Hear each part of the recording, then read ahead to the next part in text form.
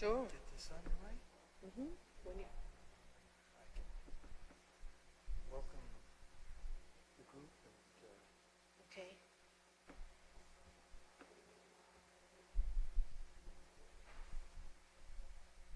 Or you can say a few words. Or? Yeah, just I'll say a couple words and then Yeah. go straight to you. Sure. Okay. Okay. Yeah. All right. Good evening. We're at 5 minutes after 7, so right on time by Lourdes standards. We're very privileged tonight to have Mary Durran with us. Mary's had a varied career, worked as a journalist, traveled around the world. Her real vocation, however, is to be with people, to care for people, and she does that with development and peace, particularly for Haiti, Peru, and Honduras. And so tonight we have the opportunity to really explore what development and peace has been doing with and for the people of Haiti for more than half a century. And why it's important. So I'd like you all to welcome Mary, who's here from Montreal. And I think we're in for something special. Thanks.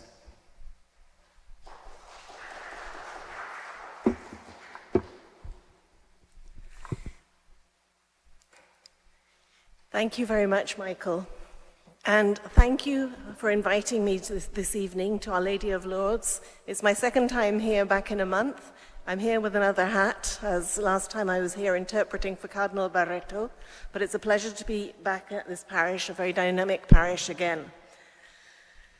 So tonight, I'm going to be speaking to you a bit about the work of development and peace in Haiti, including a brief summary of our history in the country, the underlying issues that our program seeks to address, and how our projects and our program address these challenges. There is a saying in Haitian Creole, Deye mon, gain mon. It means beyond mountains, there are more mountains. And it summarizes the struggle of the Haitian people for justice, dignity, and human rights. It's also evocative of the work of development and peace in Haiti, because our work tends to go from one obstacle, which we find a way to overcome, and then on to the next trial. Next slide. Development and peace has been present in Haiti since the 1970s now, and there you have the map of the country, shaped like a lobster's claw in the Caribbean. We first accompanied Quebec missionaries who went to Haiti to support a nascent movement that was resisting the Duvalier dynasty. Next slide. The times were tough ones, marked by massacres of peasants who resisted land grabs by the cronies of the regime, torture and killings of dissidents, and generalized repression via a network of Tonton Macoute, the paramilitary network set up by Duvalier. Next slide. In the 70s and in the early 80s, we worked to promote literacy, the organization of peasant organizations, and human dignity, and we often used the slogan then, Tout moun c'est moun, which means in Creole, everyone is a human being with inherent rights and dignity. Now, it might seem obvious to you, but this slogan came about because historically Haitians haven't been treated as human beings. Most Haitians are descended from slaves who were brought from West Africa to work on the sugar plantations of the then colony of Saint-Domingue. Next slide. Haitian society today is marked by extreme inequalities. Today, the wealthiest 20% own 64% of the country's wealth, and the poorest 20% own just 1% of the country's riches. There you have on the top slide, Gilbert Bigiot and his family. He's one of the top 10 wealthiest Haitians. And there you have a little girl running, probably walking several kilometers to collect water, because people have to walk further and further nowadays to get drinking water, even water to wash in. Around half of the population in Haiti struggle to find enough to eat, and most lack access to basic needs such as sanitation, drinking water, decent education and healthcare, and the literacy rate of 68% is the lowest in the Caribbean. Next slide. So the early years of our work in Haiti was centered on promoting basic human dignity, literacy, and the rights of small farmers to organize and demand access to land. New slide.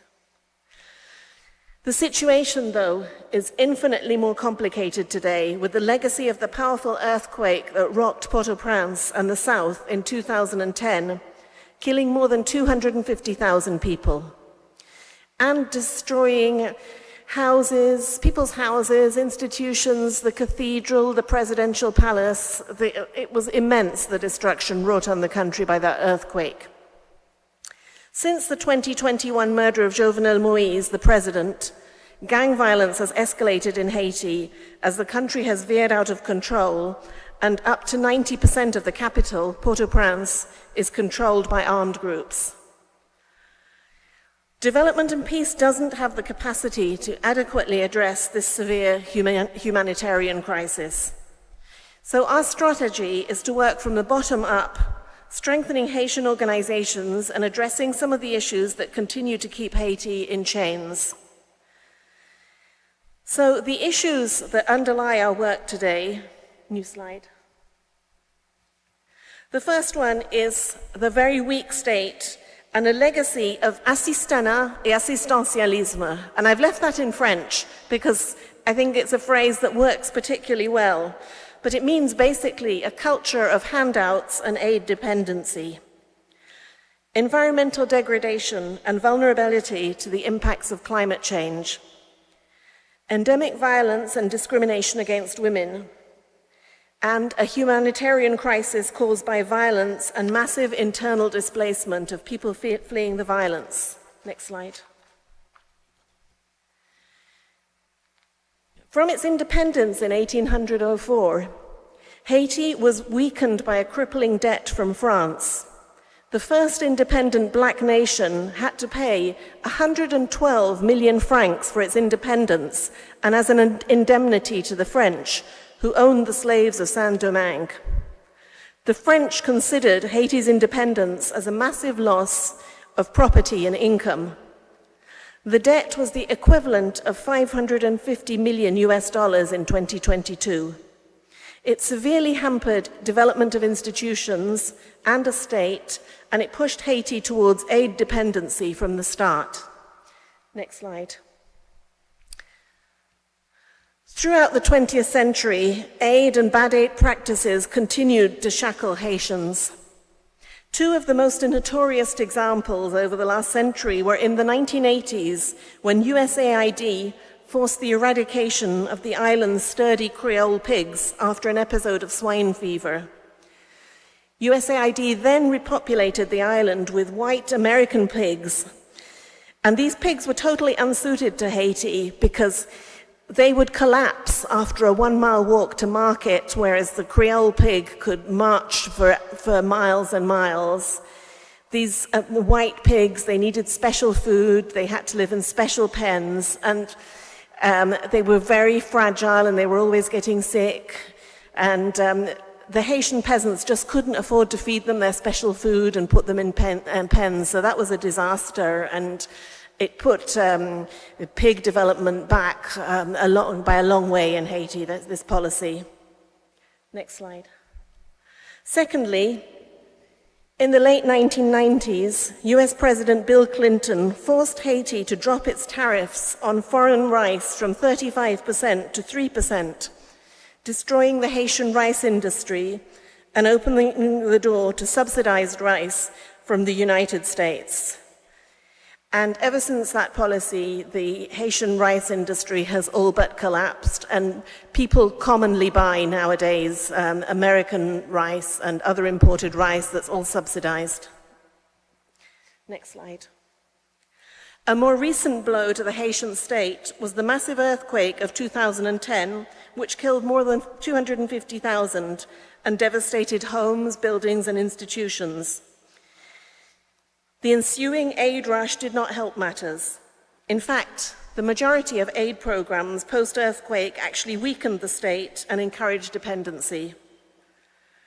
Firstly, there was little or no consultation with Haitians as to what to do with all the aid funding. Of the $776 million disbursed, only 3% was channeled via the Haitian government, 26% went via multilateral agencies, 4% went to international NGOs, and 67% went through private companies. And in many cases, the post-earthquake aid was just done too quickly. Many companies, they parachuted in and they constructed a few houses without consulting with Haitians, and in many cases, the kind of houses were built were totally inappropriate for the context or the climate. So Haitians had very little control over reconstruction, and the legacy of that can still be seen today. So this whole situation brought about not only waste, but it weakened the state and it weakened Haitian capacity to respond to disasters. Next slide. Second issue, environmental degradation and vulnerability to the impacts of climate change. Haiti is an example of climate injustice. Globally, Haiti is the third most vulnerable state to the impacts of climate change, including extreme weather phenomena, whereas Haiti's carbon footprint is actually very low. Its annual per capita carbon footprint is 0.3 tons, whereas that of the United States is 14.21 tons, more than 20 times the amount. This means that Haiti consumes very little, yet is disproportionately impacted by global warming and climate change. Haiti has also lost 98% of its forests in a century because of human activity. Soil erosion and frequent droughts make farming very difficult and result in a general exodus of youth from rural regions to the cities. Part of the impact of climate change is that people in rural areas are having to walk further to have access to clean drinking water. Next slide. Although Haiti's instability has saved it from the proliferation of mines to mine its gold and silver deposits, a Canadian-owned mine in the northwest of the Dominican Republic is on the border with Haiti, and it threatens to affect Haitian water tables that provide vital irrigation for farming. The mine is in the province of Dajabon, which is in the top northwest corner, right next to the northeast of Haiti. Next slide. The third issue is endemic violence and discrimination against women. Women have always suffered discrimination in Haiti. Before the proliferation of the armed groups, 1 in 3 women suffered violence in their conjugal relationships, and 13% of women had been victims of gender-based violence. Rape and incest are commonplace. Generally, women suffer lack of respect, discrimination in the workplace, and sexual harassment is rife. And approximately half of Haitians believe that beating a woman is acceptable if she fails to be a good wife or take care of the children properly. Only as recently as 2005 was rape classified as a crime after several years of lobbying by women's groups. And before 2005, adultery was a punishable offense with unequal criteria for men and for women. It was easy for a man to accuse his wife of adultery, but for the woman to accuse her husband of adultery, the husband had to bring the mistress to the marital home. So in recent years, the women's movement has made some quite important gains with new laws that criminalize rape and strengthen women's rights, but many of these laws aren't applied, unfortunately. The current situation with the proliferation of armed groups has made things even worse for women. Women are targeted for rape, which is used as a weapon to control the population. Gang rapes are common, often carried out in front of spouses and children with unbelievable cruelty. Next slide. The fourth situation is a critical security and humanitarian situation provoked by violence. Armed group activity has been responsible for the deaths of more than 3,000 people since January the 1st this year. This violence has forced more than 1.3 million to flee their homes. That's 10% of the population. Can you imagine something like that here? It's enormous. And half of the people fleeing are children. So many of the displaced people, as they are known, the people who flee their homes, they're living in unsanitary makeshift camps in Port-au-Prince. Others have migrated to the countryside, mainly on the southern peninsula, where they have family or friends willing to take them in. The armed groups now control nearly 90% of the capital city, Port-au-Prince, and parts of the Artibonite, which is in the northwest of the country. They are attempting to advance to the Dominican border now. In fact, many of these armed groups are controlled by some of the elite and business sectors who see no interest in having a return to stability in the country. In fact, to the contrary, that would be contrary to their interests. So that partly explains why the armed struggle is so protracted. More than half of the population is suffering severe hunger. And in this context, the US government has stated that it will return 500,000 Haitians to Haiti, deported, who are on a temporary protected status visa, whereas the UN has called on the US as an act of compassion and mercy not to return them, but so far that plea has fallen on deaf ears. Next, let's go. Okay, so here are some of our responses to these situations and how we are tackling them. Firstly, in response to a weak state, we're working mainly in areas that are still under government control, although some of our partner organizations still do have their main offices in Port-au-Prince. And our philosophy is to do things exactly the opposite way that they were done post-earthquake 2010. We consult with Haitians as much as possible, and we make sure that they participate as much as possible in the work. So we work through Haitian organizations rather than shipping in foreign experts. As well as being more cost-effective, this approach shows respect for Haitians' own organizations. Next slide. We provide training in leadership, administration, and basic accounting for Haitian grassroots organizations. Next slide. After Hurricane Matthew in 2016, we had a small program to repair and rebuild some houses. We ensured that the house building programs were managed by local organizations. They were the ones who organized consultations to set criteria for the beneficiaries, and they were the ones who chose the beneficiaries. Next slide.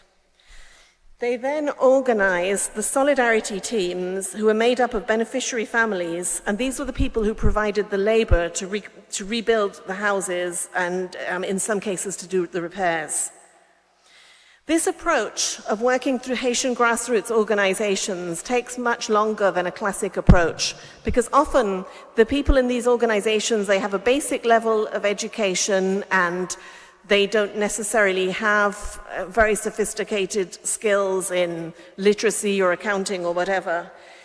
But we believe that the results given by this strategy are worth it, and even if it takes us longer to get the work done, we find it's a more sustainable approach that gives a better result over the long term, so that's why we favor it. Next slide. Another strategy that we use is the creation of joint committees between community organizations and local authorities. This helps to foster a sense of accountability of government towards citizens. Next slide.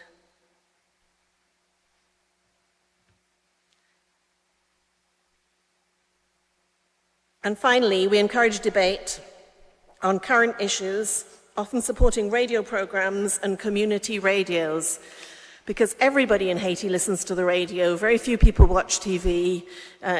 People have internet on their cell phones, but Very few people, especially in rural areas, have computers, but everyone listens to the radio, so it's a very good way of encouraging debate and getting a message across.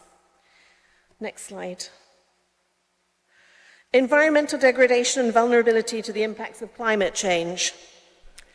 One project that we have at the moment is with ITECA, the Institute of Technology and Animation.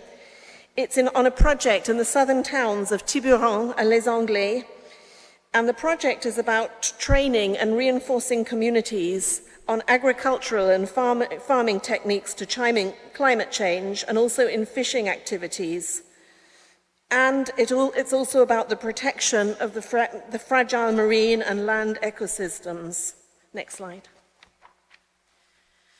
This project has been designed to have local organizations of fisherfolks, beekeepers and farmers actively participating on the local development committees with local authorities so that they can design their own policies for protection and management of Lac Kawan, which is a local protected area with very rich biodiversity, and there you see it in the photo. Next slide. The project, which is funded by the government of Quebec, is also raising awareness in schools about the importance of protection of the environment. Next slide.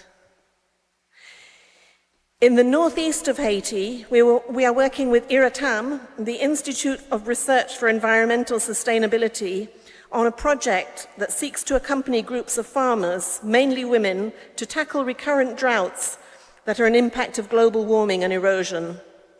This project is also funded by the Quebec government, and it is importing more than 400 lightweight irrigation pedal pumps, which will be used by local cooperatives. And women will be put in charge of the pumps to reinforce their role in agriculture, increase their incomes by selling their produce, and to promote increased respect for women as farmers. The pumps were invented by a Kenyan organization, and they're currently on their way from China to Cap Haitian, so that's why we don't have any pictures of them, but those are pictures of the pumps being used in Kenya. Next slide. The project also includes the promotion of agroforestry, which is a farming method whereby plots of land are planted with several species instead of monocultures and are more environmentally sustainable, helping to prevent erosion. Next slide. And in September, we will start a project which will mobilize Haitians around the environmental impacts of a Canadian mine, Unigold, in Dajabon, in the neighboring Dominican Republic. This mine threatens to have an impact on Haitian rivers and watersheds and threatens to dry up an already precarious water supply. For its launch, the mine will use the equivalent of 28 Olympic-sized pools of water. The project aims to get Haitians to mobilize and demand that their government address the issue. Next slide. Endemic violence and discrimination against women. We have several approaches to working with women's organizations. One of the main ones is the accompaniment of the victims of sexual violence. We offer medical assistance to these victims. Rape victims require a medical certificate if they wish to make a legal complaint about rape. We offer psychosocial assistance, i.e. support groups for victims, legal assistance for those who want to go to court, and there's also a safe house, a temporary safe house for women in crisis situations. Next slide. Between 2022 and 2024, our partner Femmes Décidées in Jacmel offered accompaniment to 1,688 victims of violence. 308 were offered legal aid, and 218 were referred to different institutions. In 2023, 4 offenders were found guilty in court and given prison sentences.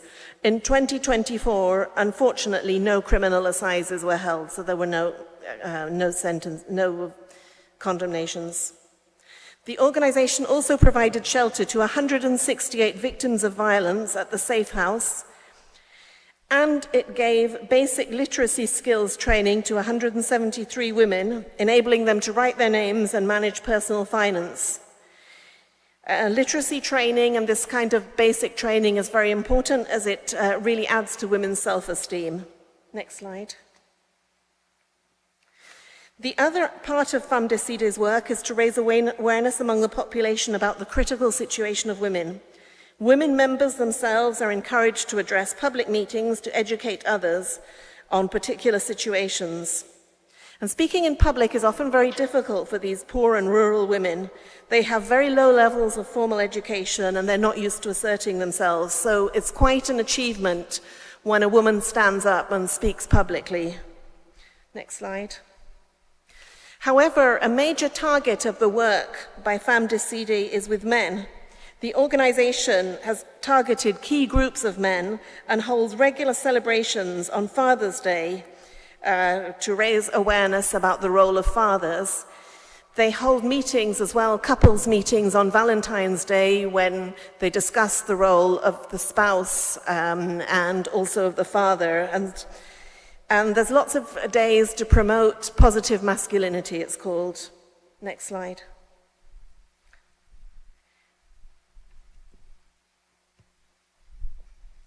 Next slide.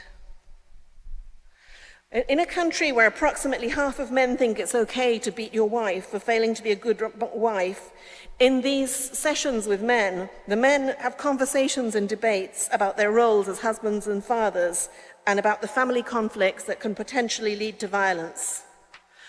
A key ally for Femmes Décidées in this work has been the motorbike taxi drivers.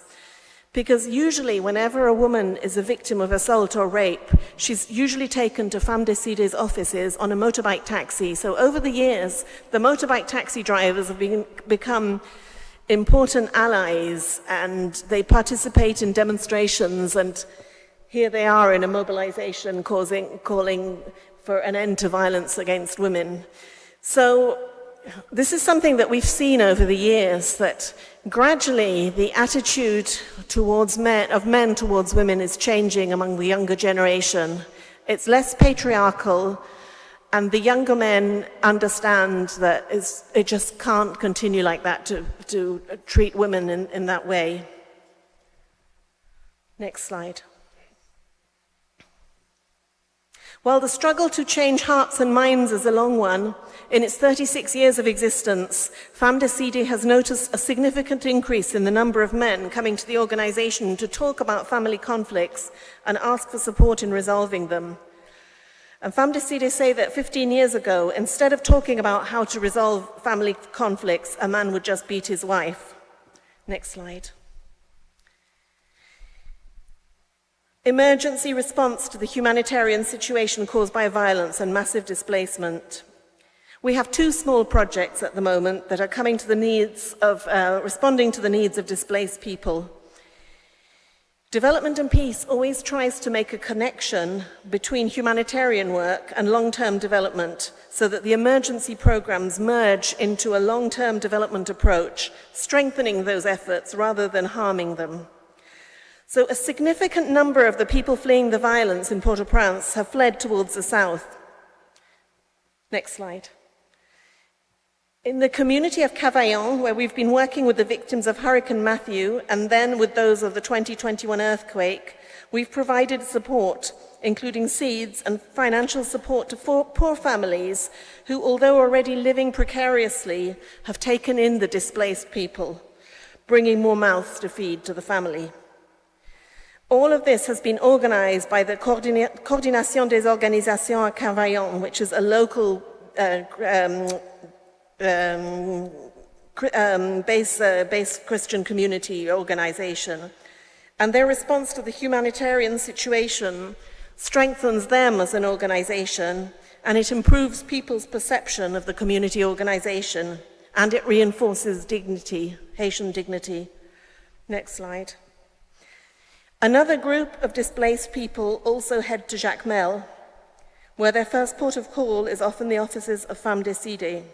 With a small fund we have, the women are offering medical assistance to the victims of rape and other acts of violence, orientation, and a small fund to allow those people to travel further out into the rural areas where they have family members.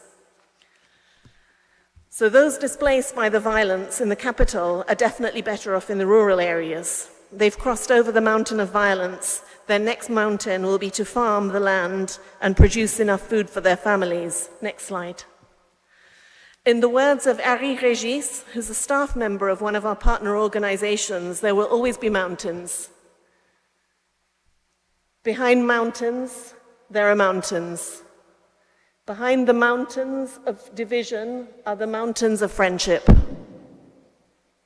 Behind the mountains of brutality are the mountains of solidarity. Behind the mountains of helplessness are the mountains of working together. Behind the biggest mountains, there is light. I'll end there and open it up to questions.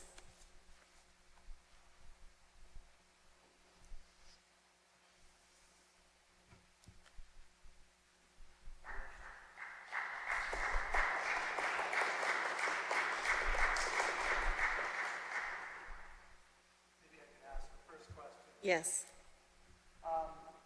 This is a society that's been driven by violence for a very long time. We've seen an extraordinary increase in that violence in recent years. You describe it as a civil war.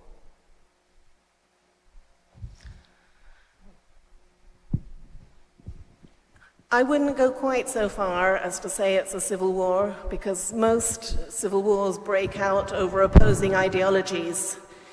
In this case, it's complicated. It's a new kind of phenomenon, because the gangs grew up, they were basically put together by members of the elite, the wealthiest families and the business elite, who wanted to have their own protection forces. And they armed these people, and these groups have gradually, they've got out of hand.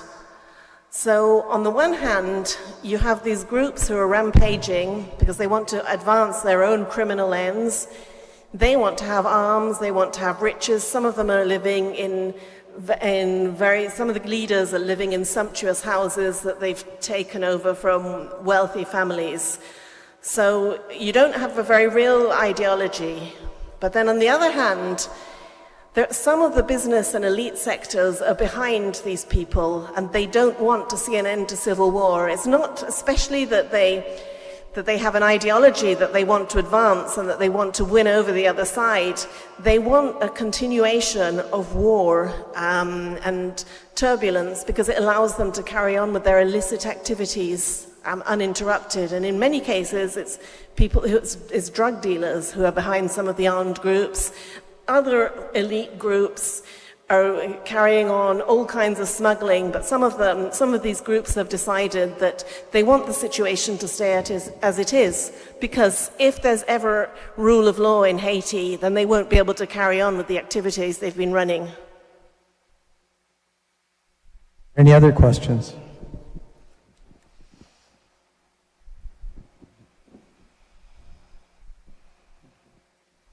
Thank you, Mary.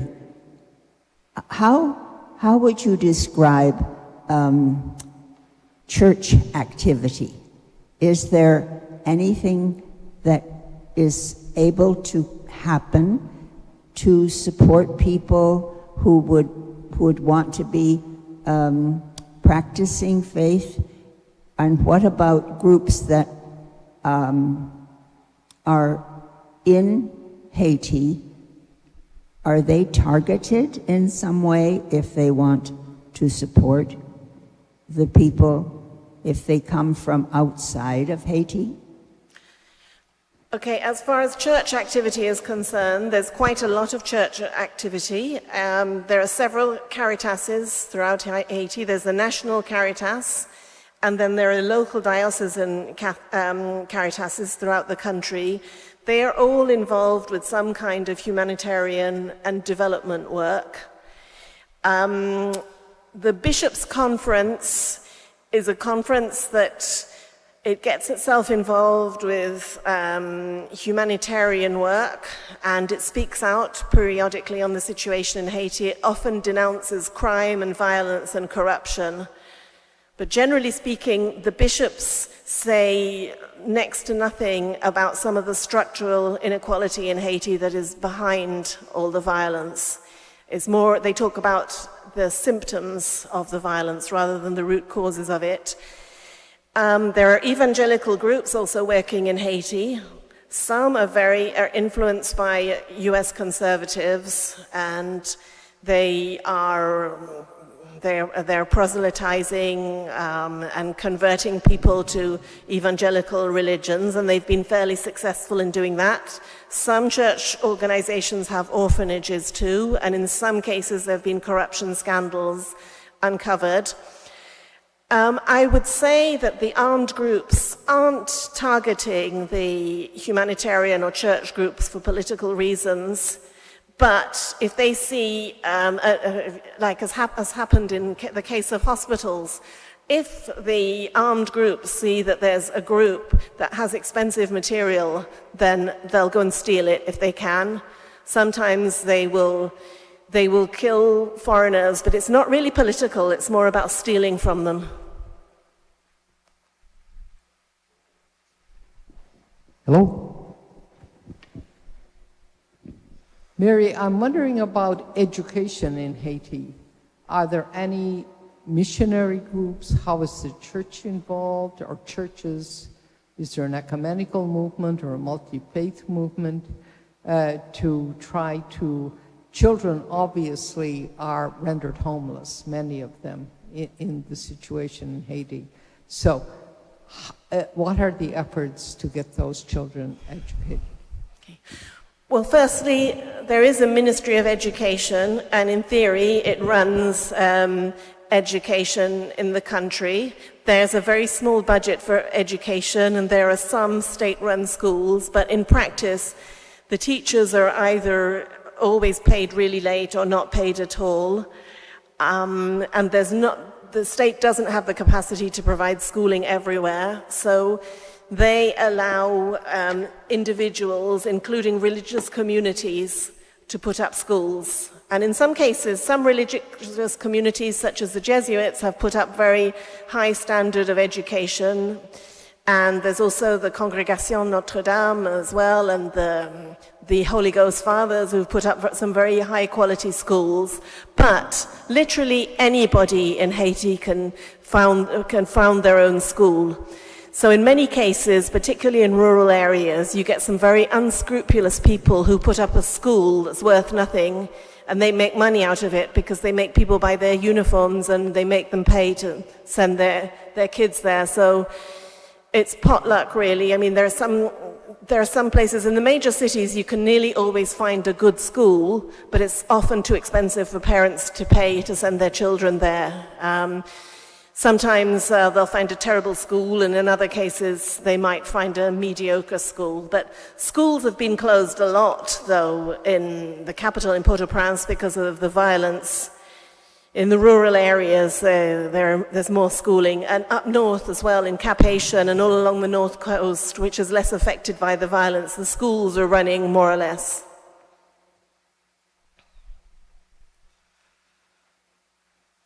Yes.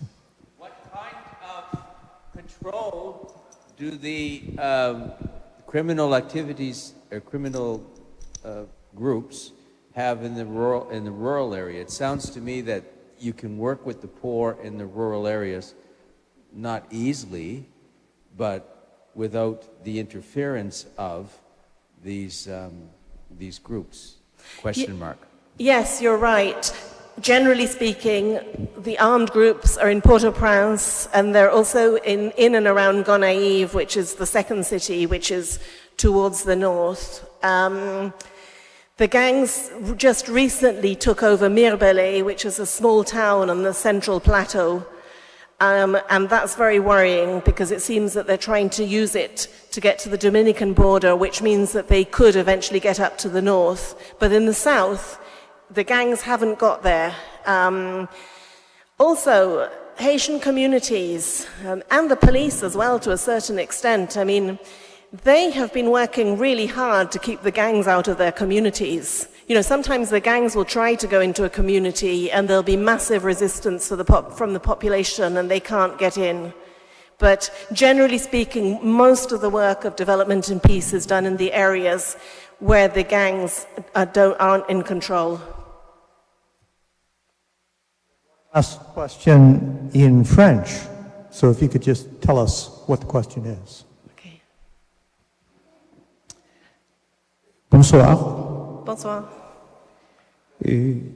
C'est un plaisir pour moi d'être avec vous ce soir dans cette belle église. Je viens d'Haïti. Ma femme et mes 2 filles m'ont accompagné. Et je félicite Marie pour cette belle initiative et cette belle travail.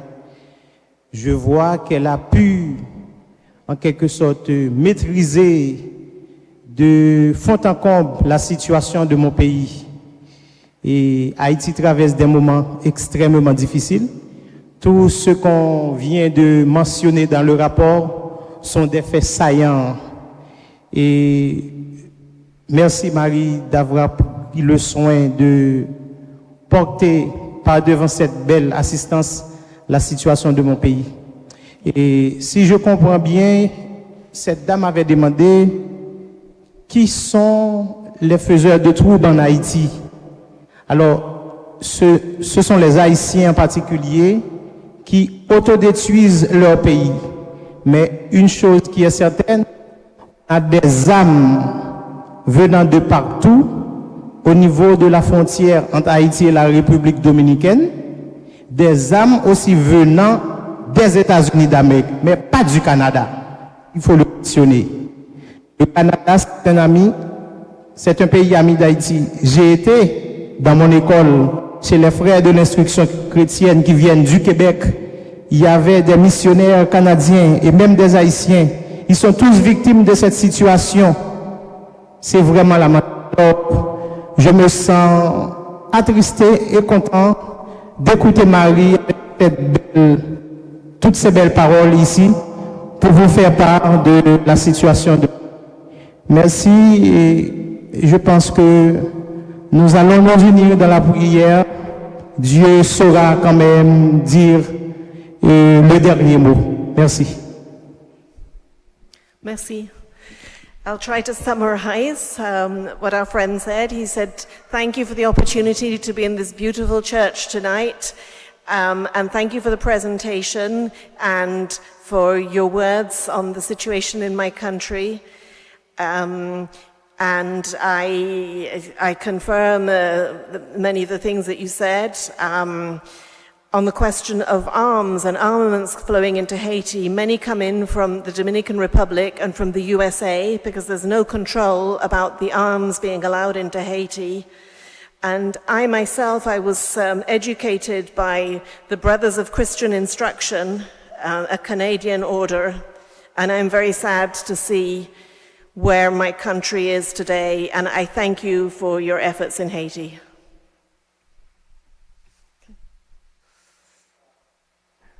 We thank all of you for coming here tonight. We're thankful for Mary's kindness in responding to this request. And I hope that everyone learned something. And if you get a chance to talk to Cardinal Leo, let him know this is what Development and Peace does. And Development and Peace needs more money, a lot more money, at least as much money as the Archdiocese of Toronto used to give it. So if you see him, let him know.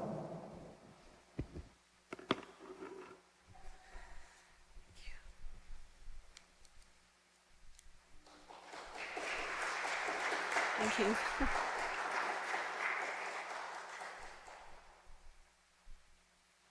Phew, that's hot.